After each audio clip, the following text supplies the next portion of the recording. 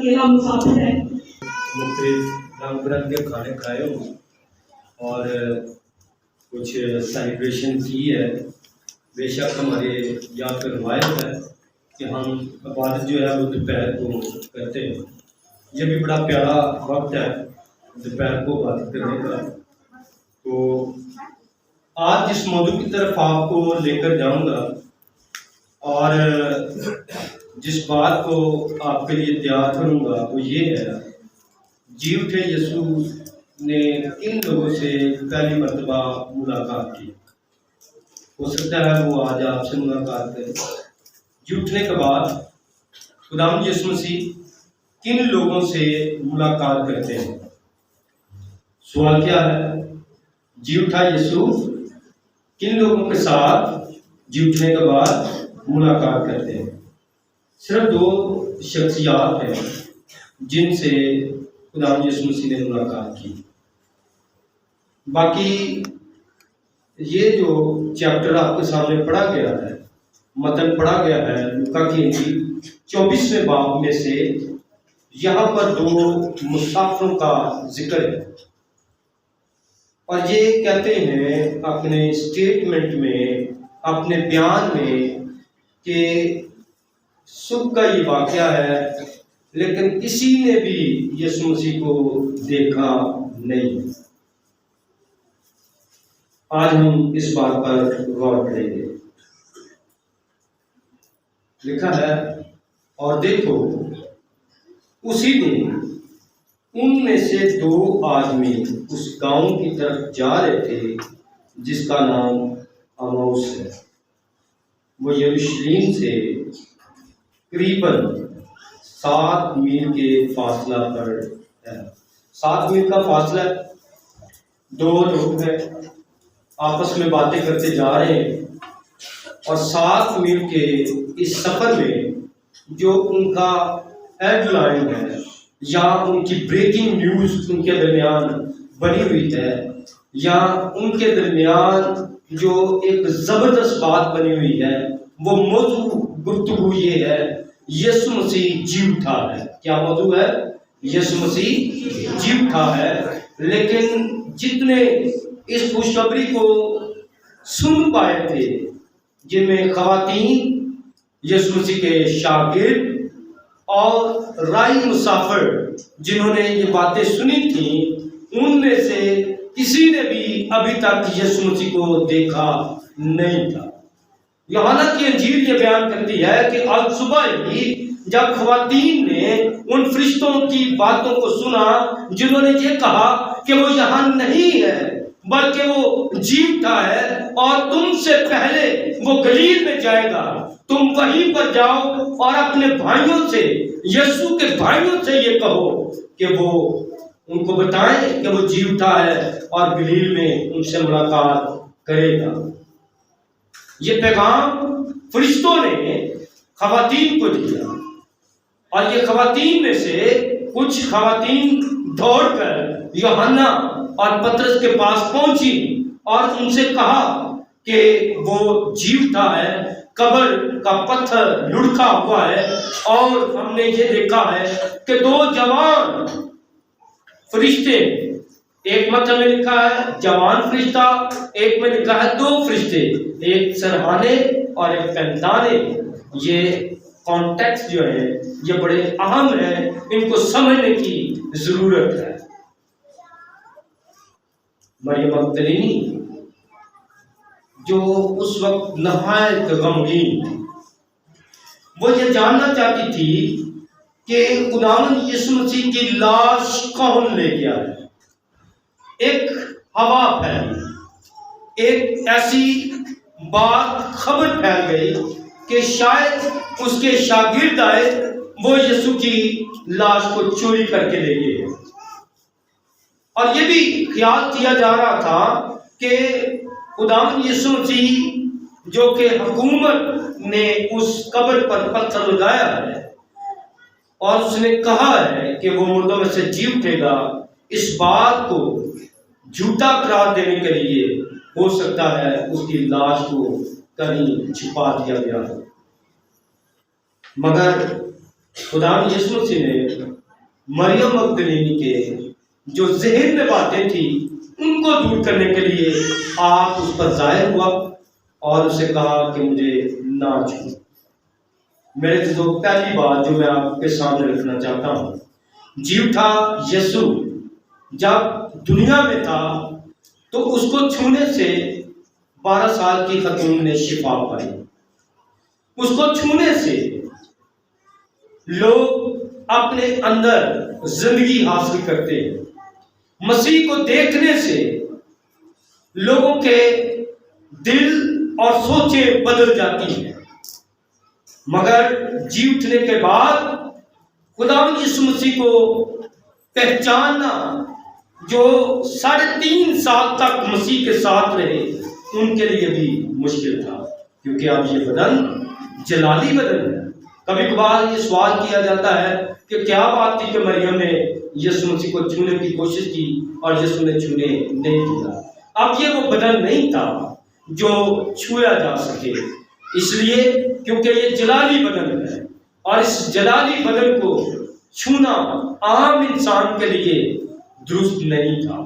اس لیے مریم یہ کہا گیا کہ مجھے نہ چھو، کیونکہ میں ابھی تک باپ کے پاس نہیں گیا۔ حیران کن 2 باتیں آپ کو دکھائی دیں گی جب آپ بائبل اسٹڈی کرتے ہیں، آپ اس متن کو پڑھنے کی کوشش کرتے ہیں اور سمجھنے کی کوشش کریں گے تو مریم مگدلینی خداوند یسوع مسیح کے ہاتھ پر جو کیلوں کے نشان ہیں اور پاؤں میں وہ نشان جو ظاہر ہوتے تھے ان کو پہچاننے میں ناکام رہی۔ اسی طرح سے اماؤس کی راہ پر جانے والے یہ 2 مسافر جو یسوع مسیح کو موضوع گفتگو بنائے ہوئے ہیں، جو جی اٹھے یسوع کے بارے میں باتیں کر رہے ہیں، وہ یسوع مسیح کو اور اس کے ہاتھوں کو نشانوں کو پہچان نہیں سکے، جس کی نشاندہی خداوند یسوع مسیح نے توما سے رسول سے یوں کہی کہ یہ وہ ہاتھ ہے، ان میں اپنی انگلی ڈال کے دے، اور یہ وہ پسلی ہے جس میں نیزہ لگایا گیا تھا، یہ وہ پاؤں ہے جہاں پر کیل ٹھونکے گئے تھے۔ مگر یہ مسافر اور خاص طور پر مریم ان ہاتھوں کو پہچان نہیں سکی۔ اس کی وجہ تسلیمیہ یہ ہے کہ کیوں وہ پہچان نہیں سے سکے تھے۔ خدا کا کلام بیان کرتا ہے، یہاں پر خدا کا بندہ مقدس لوکا لکھتا ہے کہ جب آپ 16ویں آیت کو پڑھیں گے، لکھا ہے کہ یسوع آپ نزدیک آ کر ان کے ساتھ ہو لیا، لیکن ان کی آنکھیں بند کی گئی تھی، اس کو نہ پہچانا۔ آنکھیں بند کی گئی تھیں تاکہ اس کو نہ پہچانے۔ جس شخص کے ہاتھ میں اتنے بڑے بڑے سراغ ہوئے ہوں اور ایک تھوڑے دنوں کی بات ہو، دوسرے تیسرے دن کی بات ہو، تو لوگ کیسے بھول سکتے ہیں؟ اس کے چہرے کو کیسا جو ہے وہ بھول سکتے ہیں؟ تو اس سے صاف علماء کرام یہ کہتے ہیں کہ جی اٹھے یسوع کا بدن اس قدر جلالی تھا کہ لوگ اسے پہچان نہیں سکتے تھے، ان کو وہ پہچان عطا نہیں کی گئی تھی۔ تو میرا آج جو موضوع ہے وہ یہی ہے کہ جی اٹھے یسوع کو ہم کیسے پہچان سکتے ہیں، جی اٹھے یسوع کی پہچان ہمارے نزدیک کیا ہو سکتی ہے۔ یہاں پر 2 شاگردوں کا ذکر کیا گیا ہے کہ وہ گاؤں کی طرف جا رہے تھے۔ اب یہ یروشلم سے واپس اپنے گاؤں اماؤس میں جا رہے تھے، اور اس میں سے ایک شاگرد کا نام لکھا ہے جس کا نام کلوپاس ہے، لیکن دوسرا جو ساتھی ہے اس کا نام نہیں لکھا ہوا۔ کلوپاس ان 12 شاگردوں میں شامل نہیں ہے، لیکن یہ ہے مسیح کا شاگرد۔ یہاں پر لوکا تبھی یوں ہی لکھتا ہے کہ وہ یسوع کا شاگرد ہے، اور مسیح کے بارے میں وہ جانتے ہیں، اس کے معجزات، قدرت اور اس کے کاموں کے بارے میں انتہائی باریک بینی سے جانتے ہیں کہ وہ کیسا مسیح ہے، وہ کیسی مخلصی دینے والا خدا ہے۔ لیکن کلوپاس کا نام آپ کو چاروں اناجیل میں سے صرف لوکا کی انجیل میں ملے گا۔ اس سے اندازہ کیا جاتا ہے 2 روایات ہیں کہ دوسرا ان کے ساتھ ساتھی کلوپاس کے ساتھ کون ہے۔ ایک روایت یہ ہے کہی جاتی ہے کہ کلوپاس کے ساتھ اس کی بیوی تھی جو یروشلم میں عید منانے کے لیے آئے تھے. اب وہ واپس اپنے گاؤں جا رہے تھے. اماؤس جو راستہ جو بڑے مشہور راستہ ہے وہ اماؤس ہے، کیونکہ یروشلم سے یہ راستہ اماؤس کی طرف بھی جاتا تھا. دوسری روایت جو تسلیم کی جاتی ہے جو کلام کے بہت قریب ہے وہ یہ ہے کہ لوکا خود ہے جو کلوپاس کے ساتھ باتیں کرتا ہوا آج صبح سویرے سفر شروع کیا. جو یروشلم سے ان کا سفر کا آغاز ہوا اور وہ اماؤس کی راہ پر جا رہے تھے اور آپس میں یسوع مسیح کی باتیں کر رہے تھے کہ کیسے ہو سکتا ہے، کیسے ممکن ہے، جبکہ حاکموں نے خود اسے قبر میں رکھا ہے، اس پر مہریں لگائی ہیں، پتھر رکھا ہے، ایک ایسی مہر لگا دی ہے جسے کوئی عام شخص توڑ نہیں سکتا. یہ جرم اور انتہائی خطرناک بید ہے جس کو توڑنے سے سزائے موت بھی ہو سکتی تھی. تو یہ دو روایات ہیں کلوپاس کے بارے میں، ایک تو وہ خود ہے اور دوسرا اس کا ساتھی تصور کیا جاتا ہے کہ یہ مقدس لوکا ہے جو انتہائی خوبصورت طریقے سے ان باتوں کو لکھتا بھی ہے. اور خدا یسوع مسیح ان کے ساتھ جب چلتے ہیں، ان کے ساتھ جب جاتے ہیں تو لکھا ہے خدا کے کلام میں انہوں نے سوال کیا کہ ایک ماجرا ہوا ہے، تم آپس میں کیا باتیں کرتے ہو؟ وہ غمگین سے کھڑے ہو گئے. کچھ دیر سے وہ رک گئے، کچھ دیر انہوں نے رکنے کی کوشش کی اور وہ رک کر اس شخص کا جو ان کے ساتھ ہے، جو شاید ان کے لیے ابھی تک اجنبی تھا، اس کو غور سے دیکھنے کی کوشش کرتے ہیں کہ اتنے بڑے علاقے میں اتنی مشہور بات ہوئی ہے، اتنا غمناک واقعہ ہوا ہے اور لوگ آشاش کر اٹھے ہیں، رو رہے ہیں، چیخو پکار کرتے رہے ہیں. وہ حکومت جس کو مسیح کے بارے میں علم بھی نہیں تھا، انہوں نے بھی یہ کوڑے لگوا کر اب افسوس کا عالم بنا ہوا ہے کہ ہم نے اس بے گناہ کو کیوں صلیب پر دیا ہے. ان کا سوال اور ان کی حیرانگی انتہائی اہم ہے، غور طلب ہے. کبھی کبھار ہم بھی حیران ہوتے ہیں اور ہم مسیح کو پہچان نہیں پاتے. بے شک وہ ہمارے ساتھ باتیں بھی کرتا ہو، ہمارے ساتھ چل بھی رہا ہو، لیکن اس کی باتوں سے ہم اندازہ نہیں لگا سکتے. ہم اس کے ساتھ یا اس کے سامنے کھڑے ہو کر بھی پہچان نہیں سکتے. یہاں پر کلوپاس اور اس کا ساتھی یروشلم سے اماؤس کی راہ پر جاتے ہوئے جب یہ باتیں سنتے ہیں تو لکھا کلام میں وہ رک جاتے ہیں. یہ رکنے کا مطلب یہ تھا کہ وہ حیران تھے کہ یہ کیسا شخص ہے جس کو علم ہی نہیں کہ یروشلم میں کیا ہوا ہے. اور خدا یسوع مسیح نے ان سے پوچھا، اور کیا پوچھا؟ لکھا ہے کہ ان دنوں میں اس میں کیا ہوا. انہوں نے کہا کہ تو یروشلم میں اکیلا مسافر ہے جو نہیں جانتا ان دنوں میں اس میں کیا ہوا ہے، یعنی یروشلم میں کیا ہوا ہے. اکیلا مسافر واحد شخص ہے جسے علم نہیں ہے. یہ کوشچن تھا کلوپاس اور اس کے ساتھی کا، لیکن یسوع نے ان سے کہا کیا ہوا ہے، اس شہر میں کیا ہوا ہے. تو پھر آگے سنیے، لکھا ہے کہ جب انہوں نے خدا یسوع مسیح نے ان سے پوچھا تو انہوں نے بتایا. انہوں نے اس سے کہا یسوع ناصری کا ماجرا جو خدا اور ساری امت کے نزدیک کام اور کلام میں قدرت والا نبی ہے. کون سا نبی ہے؟ کلام اور کام میں قدرت والا نبی. میرے جو یسوع کی 3 باتیں قدرت کے تعلق سے بیان کرنا چاہوں گا. پہلی بات، کام اور کلام میں قدرت کیا ہے اس کی. وہ بولتا ہے، جب وہ بولتا ہے اس کی آواز میں قدرت ہے. قدرت کہتے ہیں زور، طاقت، اور ایسی طاقت اور زور جو اسی وقت کام کرے، اسی وقت عمل میں پورے کا پورا ہو جائے. مثال کے طور پر اس نے پانی کو آواز دی اور یہ آواز دی کہ پانی میں بن جائے۔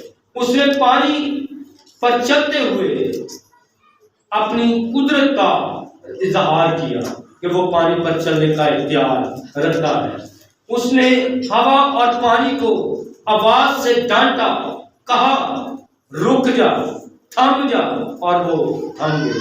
یسوع کے کام اور اس کے کلام میں کیا طاقت ہے کہ جب وہ بولتا ہے اس کے بولنے سے قدرت ظاہر ہوتی ہے۔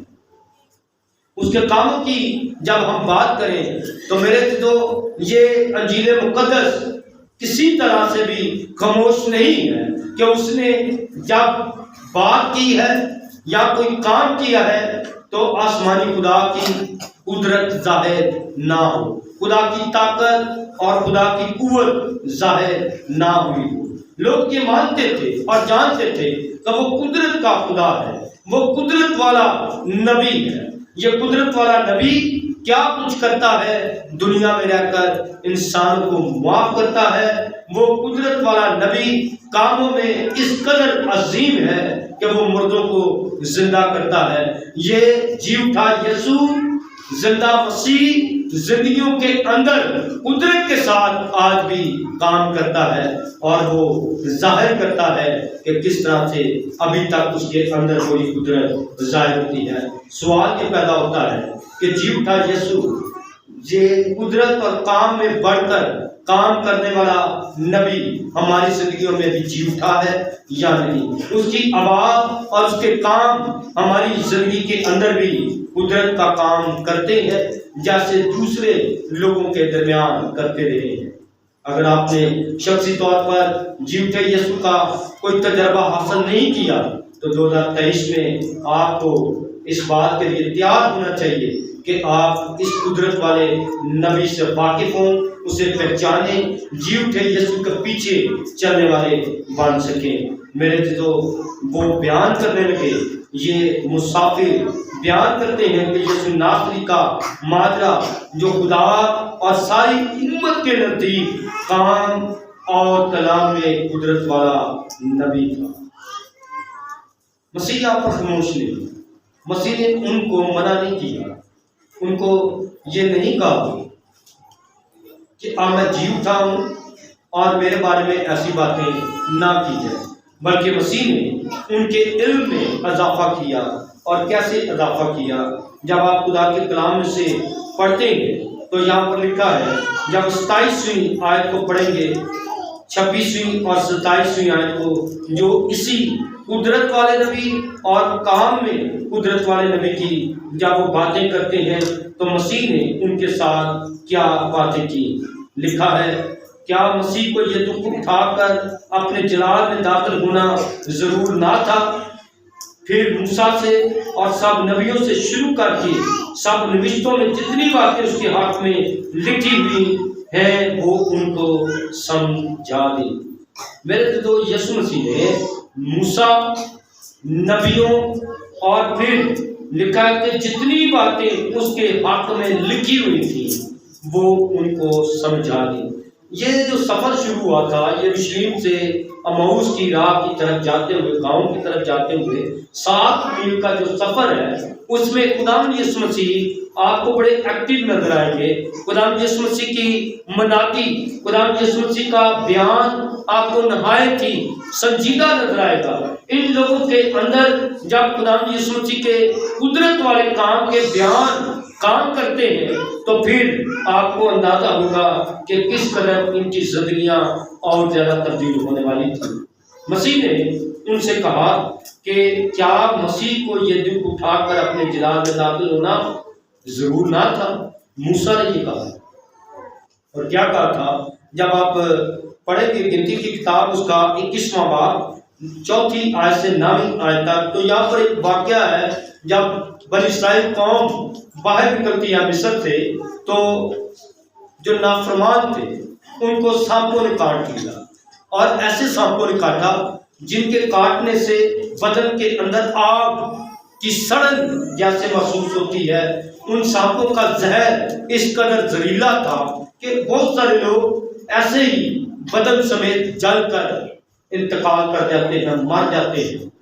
اور یہ ایک دم سے کافی لوگ جو ہے وہ مرتے ہیں، تو لوگ بھاگ کر جو عقل مند اور اچھی سانپ سے بچنا چاہتے تھے وہ مقدس موسیٰ کے پاس آتے ہیں اور ان سے کہتے ہیں کہ اس کا کوئی مسئلے کا حل کرے، اس وبا یا اس تکلیف کا کچھ حل کرے۔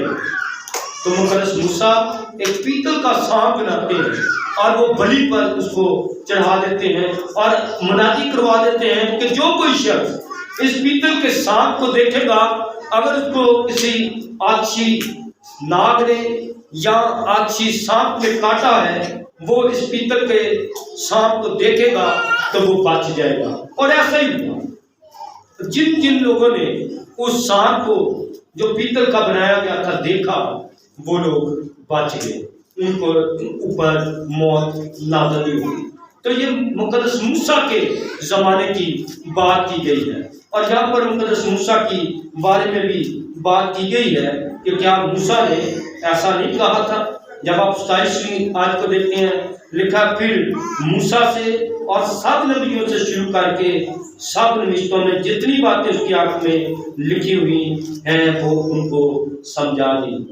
میرے جو نبیوں کا ذکر کیا گیا ہے دکھ کے بارے میں، اشعیا 53واں باب پڑھیں، پہلی آیت سے لے کر پورا چیپٹر پڑھیں گے تو آپ کو علم پڑ جائے گا۔ خاص طور پر جو میں ڈیڈیکیٹ کرنا چاہتا ہوں کلیسیا کو آیت، وہ اشعیا 53واں باب اس کی 9ویں آیت جو مسیح کی شان کے بارے میں کہی گئی ہے کہ اس نے ہماری سب مشقتیں اٹھا لی اور ہرگز منہ نہ کھولا۔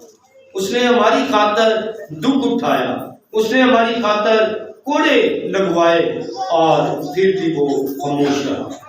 اور خدا کا بندہ اشعیا یوں بیان کرتا ہے کہ گویا اسے ایک بڑے کی مانند لے گئے جس کے منہ میں ہرگز چھال نہ تھا، اسے مارا کوٹا اور خدا کا ستایا ہوا سمجھا گیا۔ میرے جو یہ 53واں باب مسیح کی دکھ، مسیح کی صلیبی موت اور مسیح کے بارے میں انتہائی اہم ہے۔ اس کے ساتھ ساتھ جب خدا کے کلام میں سے آپ دیکھیں گے مسیح کے دکھوں کا ذکر پڑھیں گے، نبیوں کی معرفت جو دکھوں کا ذکر ہے، تو مقدس داؤد اپنے زبور 22ویں زبور میں یوں پہلی آیت میں فرماتے ہیں کہ اے میرے خدا تو نے مجھے کیوں چھوڑ دیا۔ یہ دکھ کی وہ پین کی حالت تھی، یہ انتہائی دکھ کی حالت تھی جب مسیح نے صلیب پر یہ کلمہ کہا، اے میرے خدا کیوں تو نے مجھے چھوڑ دیا۔ یہ مقدس داؤد کے زمانے کی بات کی گئی ہے۔ یہ پیش گوئی مسیح یسوع کے الفاظ میں یوں ہمیں نظر آتی ہے۔ اگر مسیح کے دکھوں کا ہم ذکر کریں تو اور بھی زیادہ ہمیں معلومات حاصل ہوگی۔ میرے جو اس طرح سے ہمیں پتہ چل جاتا ہے کہ مسیح کے بارے میں، اس کے دکھوں کے بارے میں بہت سارے نبیوں نے پیش گوئی کی تھی۔ نمبر 2 جو یہاں پر لکھا ہے کہ سب باتیں ان کو سمجھا دی، ان سب باتوں میں مسیح کے جی اٹھنے کے تیسرے دن جی اٹھنے کے بارے میں پیش گوئیاں جو لکھی ہوئی تھی مسیح کے حق میں، ان میں سے اختصار کے ساتھ صرف میں 2 ہی آپ کے سامنے رکھوں گا اور وقت کو خاطر جمع رکھتے ہوئے۔ ایک تو آپ کو حوالہ یونا، اس کا پہلا باب 17 آیت میں ملے گا، جہاں پر یونا 3 دن مچھلی کے پیٹ میں رہا اور تیسرے دن مچھلی کے پیٹ سے باہر نکلا۔ اور دوسرا حوالہ جو آپ کو ملے گا ہوسیہ کی کتاب میں سے، اس کا 6واں باب اور اس کی 2 آیت میں سے آپ کو یہ حوالہ ملے گا جو مسیح کی جی اٹھنے کے بارے میں بیان کیا گیا ہے۔ یہ نبوت کی گئی ہے کہ وہ مردوں میں سے جی اٹھے گا۔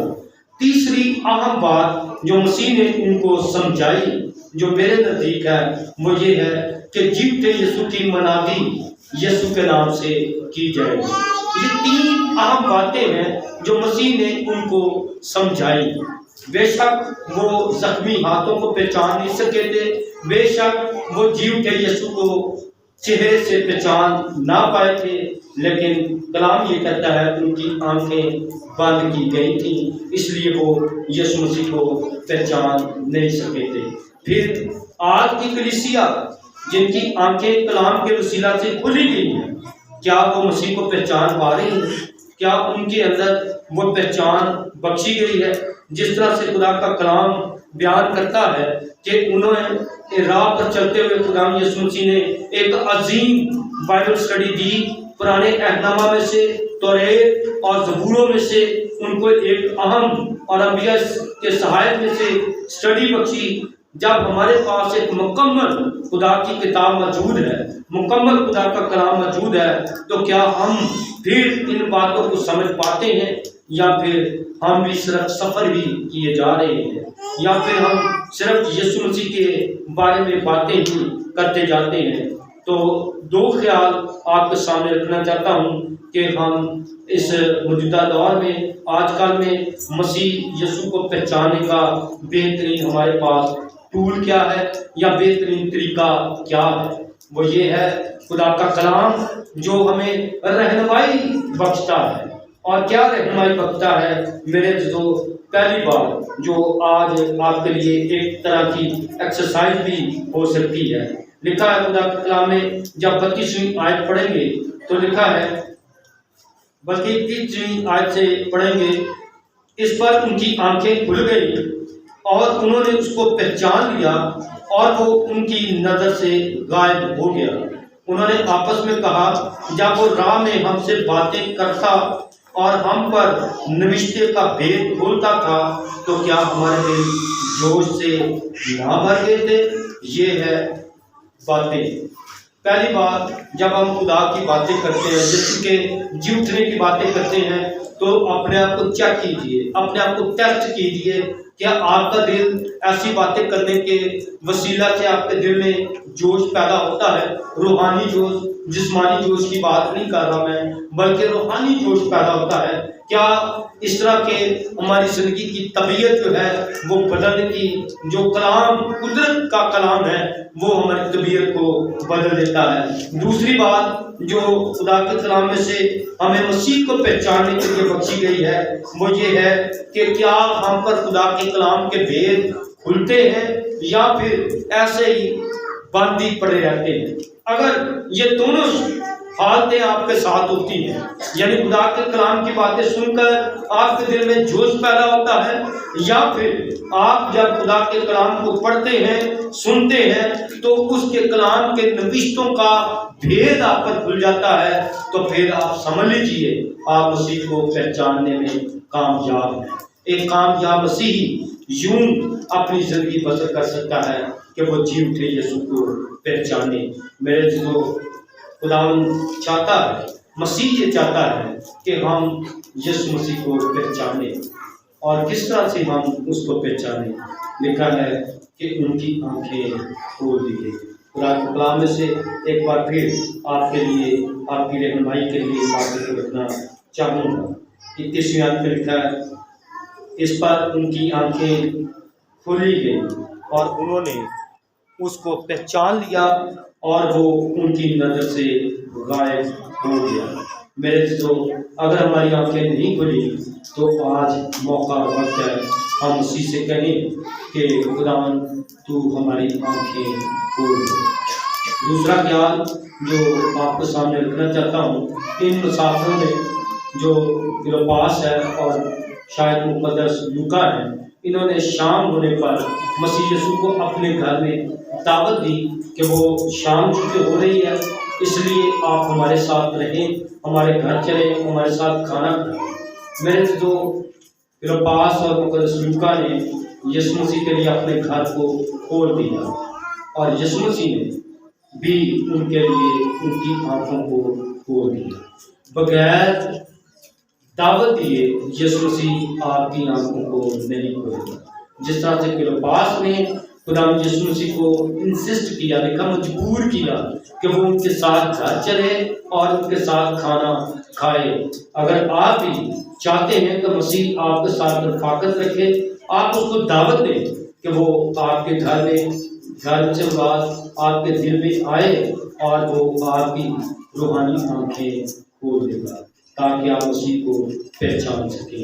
آئے ہم اپنے سر کو جھکائیں اور خدا کی حضوری میں دعا کریں، خدا کو پہچاننے کے لیے اور ان باتوں پر ہم غور کر سکیں۔ جی اٹھا یسوع اسی دن جن دو لوگوں پر ظاہر ہوا وہ ہم کلام سے پڑھتے ہیں، اور رات کے وقت بھی خدا یسوع مسیح اپنے شاگردوں پر ظاہر ہوئے۔ میرے جو یہ وہ خاص لوگ ہیں جن پر مسیح نے اوائل میں، شروع میں اب اپنے آپ کو ظاہر کیا، اپنا آپ بتایا کہ وہ مردوں میں سے جی اٹھا ہے۔ جماعت میں سے کوئی بھی خدا کے کلام ان کے لیے شکر گزاری کی دعا کرنے میں رہنمائی کر سکتا ہے۔